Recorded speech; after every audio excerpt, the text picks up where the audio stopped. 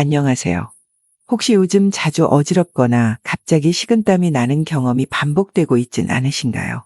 처음엔 단순히 피곤해서 그런가 싶다가도 이상하게 며칠이 지나도 나아지지 않고 몸이 계속해서 말을 안 듣는 느낌. 그런 경험 혹시 지금 하고 계신가요? 오늘은 많은 분들이 흔히 겪지만 쉽게 지나치는 과로 증상과 만성 피로증후군의 차이, 그리고 특히 식은땀과 어지러움이라는 신호가 우리 몸에서 어떤 의미를 갖고 있는지 꼭 짚고 넘어가야 할 내용을 이야기해 보려 합니다. 우리는 살아가면서 당연히 피곤해질 수밖에 없죠. 직장, 가사, 육아, 인간관계, 사회생활. 하루하루가 버거운 게 현실입니다. 그래서인지 피곤하다는 말은 이제 일상이 되어버렸고, 잠을 못 자거나 일 때문에 지쳐서 생긴 증상이라고 쉽게 넘기곤 합니다. 그런데 문제는 그 피곤함이 단순한 과로가 아니라 회복되지 않는 만성적인 피로라면 이건 더 이상 가볍게 봐서는 안 된다는 거예요. 자, 먼저 구분부터 해볼게요. 보통 우리가 말하는 과로는 며칠 동안 일이나 육체적인 활동을 과하게 했을 때 생깁니다. 하루 이틀 푹 쉬거나 잠을 자고 나면 어느 정도는 회복이 되죠. 식사하고 산책하거나 휴식을 취하면 기운이 조금씩 돌아옵니다. 그런데 만성 피로증후군은 다릅니다. 6개월 이상 극심한 피로가 계속되고 자고 일어나도 개운하지 않으며 일상생활에도 영향을 주는 상태를 말하죠. 단순히 좀 피곤하네 수준이 아니라 아예 삶의 질 자체를 떨어뜨릴 만큼 깊은 피로가 계속해서 누적되고 있는 상태입니다. 특히 식은땀과 어지러움, 이 두 가지 증상은 많은 사람들이 겪으면서도 그 중요성을 잘 모르는 경우가 많습니다. 갑자기 땀이 차갑게 흐르거나 몸이 축 늘어지는 느낌, 또는 중심이 붕 뜬 것처럼 어지러움을 느낄 때 대부분은 그냥 피곤해서 그렇겠지라고 생각하죠. 하지만 이는 자율신경계의 불균형을 의미할 수 있습니다. 우리 몸은 항상성을 유지하기 위해 교감신경과 부교감신경이라는 두 축이 움직이는데요. 스트레스가 지속되면 이 균형이 깨지면서 체온 조절, 심박수, 혈압 등이 제대로 작동하지 않게 됩니다.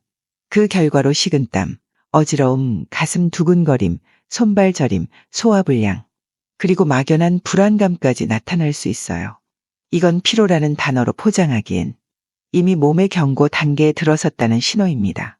그렇다면 이런 만성적인 피로는 왜 생기는 걸까요? 사실 원인이 하나로 딱 잘라 말할 수 있는 건 아닙니다. 여러 가지 요인이 복합적으로 작용합니다. 대표적으로는 첫째, 장기적인 정신적 스트레스, 직장 문제, 가족 문제, 대인관계, 경제적인 압박 등 우리가 감정적으로 소모되는 상황이 반복되면 뇌는 계속해서 경계 상태를 유지하려고 합니다. 이런 상태가 오래 지속되면 신체는 항상 긴장 상태가 되고 피로가 풀리지 않게 되죠. 둘째, 면역력 저하와 바이러스 감염 이후의 회복 지연도 있습니다. 코로나19 이후 특히 이런 사례가 많이 보고되고 있어요. 셋째는 수면의 질 문제입니다.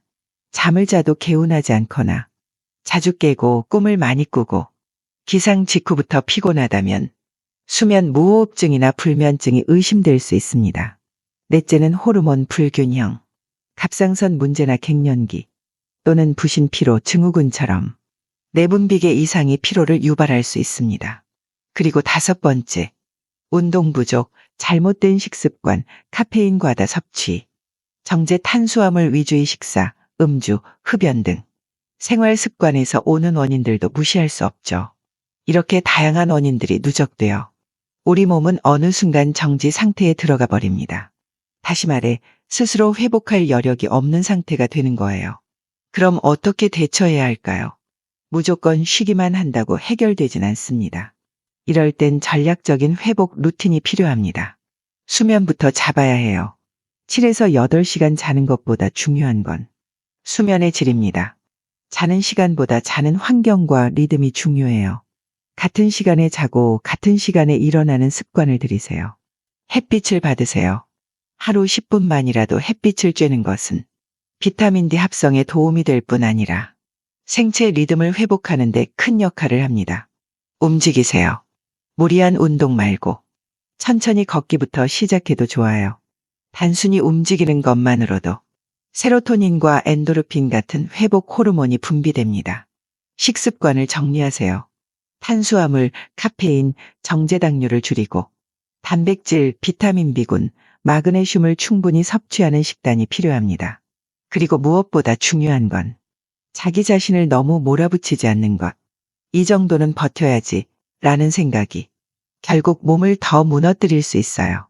이 외에도 하루에 딱 10분 아무것도 하지 않는 시간을 만들어 보세요. 차분한 음악을 틀고 눈을 감고 호흡에 집중하는 명상만으로도 자율신경계가 안정을 찾을 수 있습니다. 일상에서 쉼표를 넣는 연습이 곧 내 몸을 회복시키는 첫걸음이에요.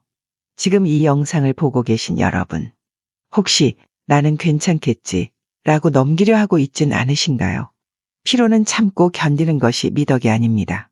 내 몸이 보내는 첫 번째 경고에 귀 기울여주는 것이 진짜 건강을 지키는 길이에요. 혹시라도 식은땀이 자주 난다거나 어지러움이 반복되고 아무리 자도 피곤함이 가시지 않는다면 단순한 과로가 아닐 수 있습니다. 그건 내 몸이 지금은 좀 쉬게 해줘 라고 말하고 있는 걸지도 몰라요. 오늘 이야기, 여러분의 일상의 작은 경고등 하나라도 꺼주는 계기가 되었길 바랍니다. 구독과 좋아요, 알림 설정 잊지 마시고요. 당신의 피로가 진짜 이유 없이 찾아온 게 아니라는 걸 이제는 꼭 기억해 주세요. 감사합니다.